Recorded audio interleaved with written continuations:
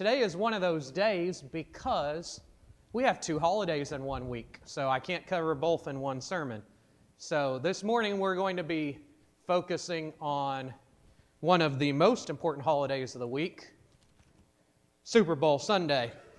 The sermon we'll keep for the lesser important Valentine's Day, but we need to celebrate the most important first, Super Bowl Sunday. And I know almost nothing about NFL, so actually all of these questions I would have gotten wrong. So we're going to see who out there does know some things about the NFL. And if you do, you can get a football brownie game ready.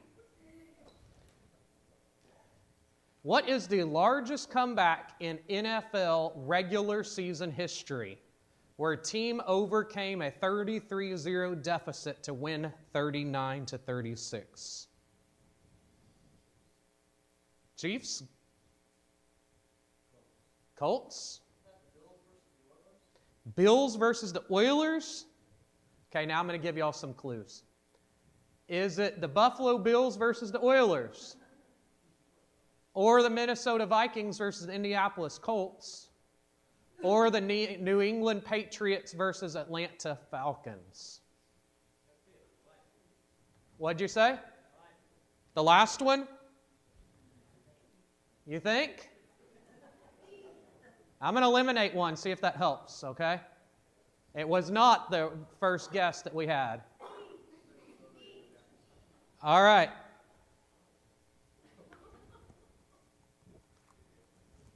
Kendall was right.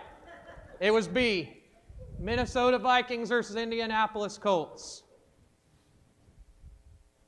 Okay, second question. In the famous 28-3 game, which team staged the biggest Super Bowl comeback ever to win 34-28 in overtime?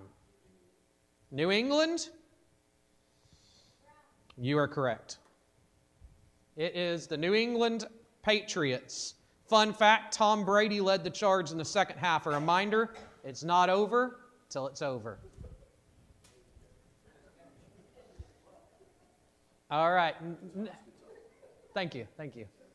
They're recruiting me next week for that throw. I didn't finish introducing my topic completely yet. The focus for our morning Bible focus is on comebacks, the greatest comebacks of all time. So let me ask you all, before we keep going on the fun part, the worldly part of this. What does it mean? What is a comeback?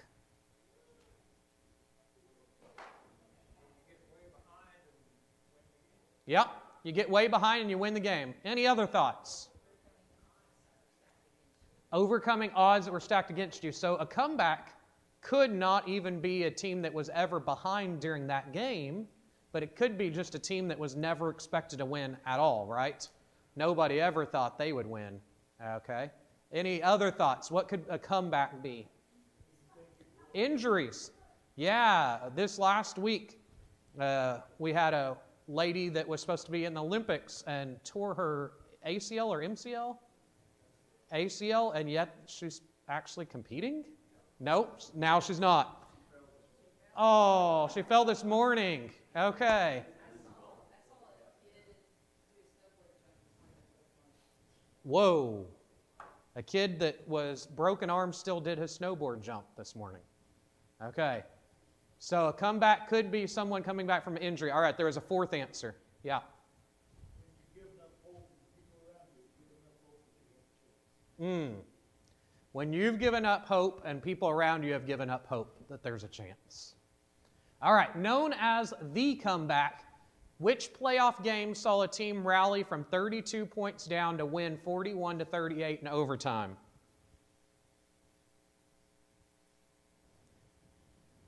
All right, we'll give some clues. Was it the Indianapolis Colts versus Kansas City Chiefs of 2014? Buffalo Bills versus Houston Oilers in 1993? Or New York Jets versus Miami Dolphins? B? You are correct. There you go, Will.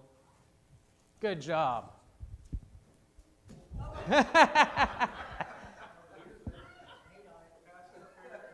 Pass interference on the offense.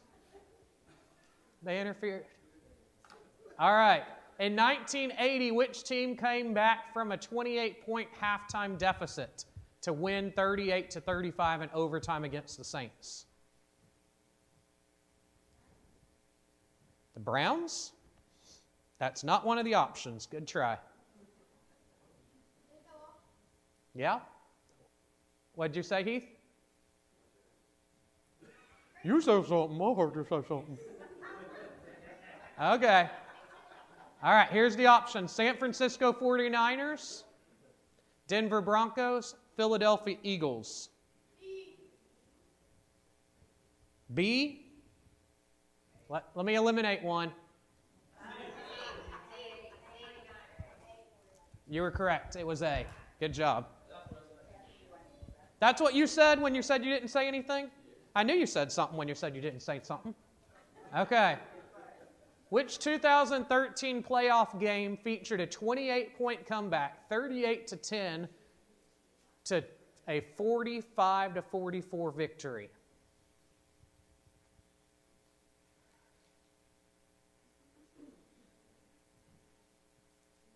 Was it the Seattle Seahawks versus Green Bay Packers, Indianapolis Colts versus Kansas City Chiefs, or Dallas Cowboys versus Detroit Lions?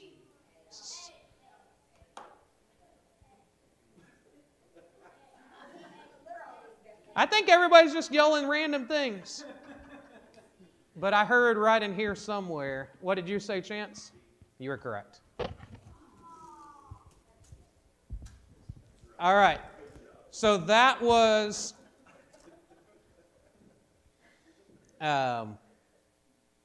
Andrew Luck's clutch play turned the tide in this wild card thriller. All right, number 6. In a special Monday night, the Jets overcame a 30-7 fourth quarter deficit to win 40-37 in overtime against which team? And here's your fun fact while you think about it. It happened in just 15 minutes. Any guesses?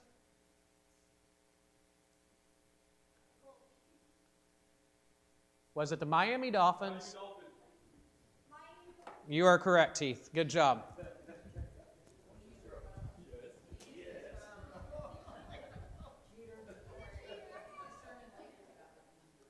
Did you use your phone, really? I did. That's really quick typing to use your phone that quick. Okay. Yes. All right. Now, to finally get to something that matters, OU. For OU fans, in 2019, the Oklahoma Sooners pulled off their biggest comeback ever, rallying from 28-3 down to beat which team? Baylor? You are correct. Good job.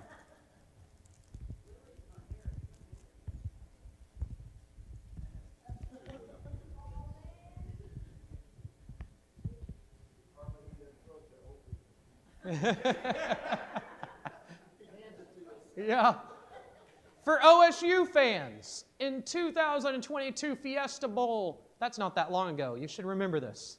The Oklahoma State Cowboys staged their largest comeback in school history, overcoming a 21-point deficit to win 37-35 against which team?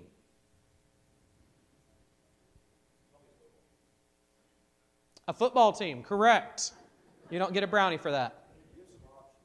All right, here's your options. Was it TCU Horned Frogs, Notre Dame Fighting Irish, or Boise State? Boise State? Notre Dame. Harley gets 2 brownies. Coach Mike Gundy called it the biggest win in OSU history. Cowboy resilience. If you want to share with Wanda, you can. I won't make you, though.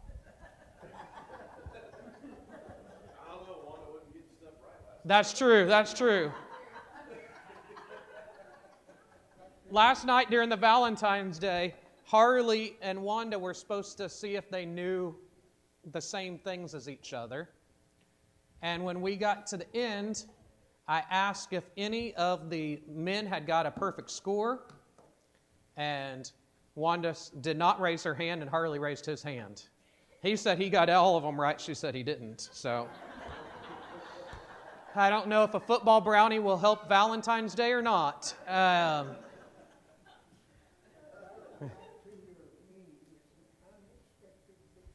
An unexpected victory. Good. All right. Now, before we move on, let me mention a few things about the Valentine's Day. If I start mentioning names, I'm going to forget some. But this was such a united effort. I was so glad to see how many hands played a role in this. And I know Jake and Ashley might be exhausted today. I'm not going to mention names of people that helped, but I know Jake and Ashley might be exhausted today. But in almost all other ways, there were so many hands helping out that I feel like it was less exhausting for others than it normally is. So it was a very team effort yesterday, and I'm very grateful to everyone. We had our biggest turnout so far. I say so far because why not keep it growing next year, right? We had 19 people that were not members of our congregation come. So very grateful for that. Great way to introduce people the first time to the love of the church, the love of God, and celebrate the love of relationships. Okay, now for the more important stuff. No, the Bible. Okay? The Bible, that's the more important stuff, okay? All right, so what do you think, and this time I'm going to have you raise your hand. That way Heath has to raise his hand. Name a comeback in the Bible. William? David and Goliath. He was definitely outmatched, but not because he had God. Raise your hand. Paul? How come?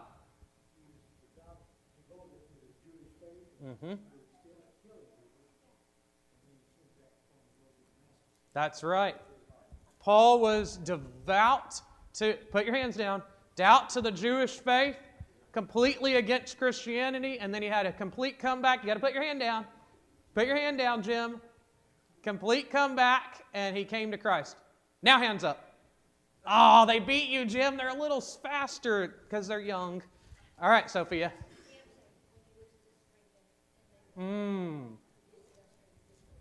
Now, Jim. Samson, when he lost his strength completely, and then God lets him come back to have one more comeback to destroy him. Jim?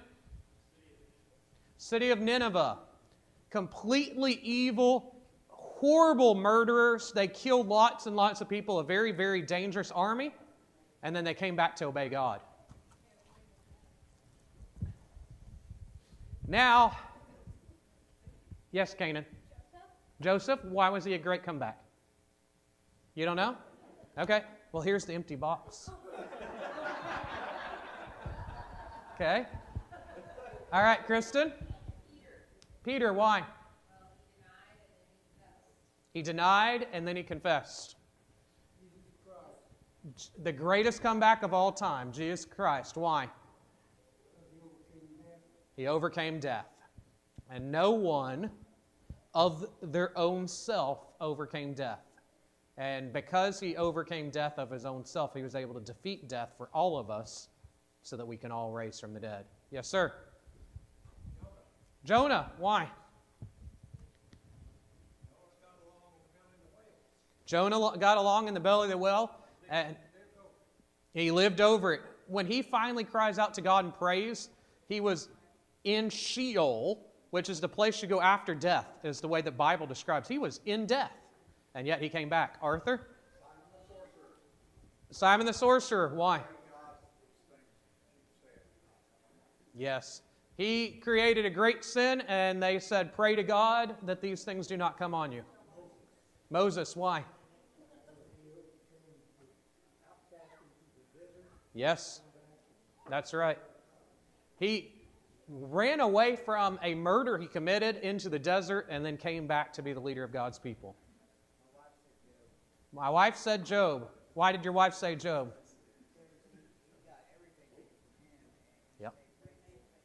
Yep. Job had everything taken away from him. He remained faithful, and God gave it all back in the end. Yes, William? Mary had to overcome her son dying. Sophia? Oh, Sarah overcame not being able to have any children to have a son. Lazarus. Why? Yep. He died and he overcame that. GW. Every Christian. Why?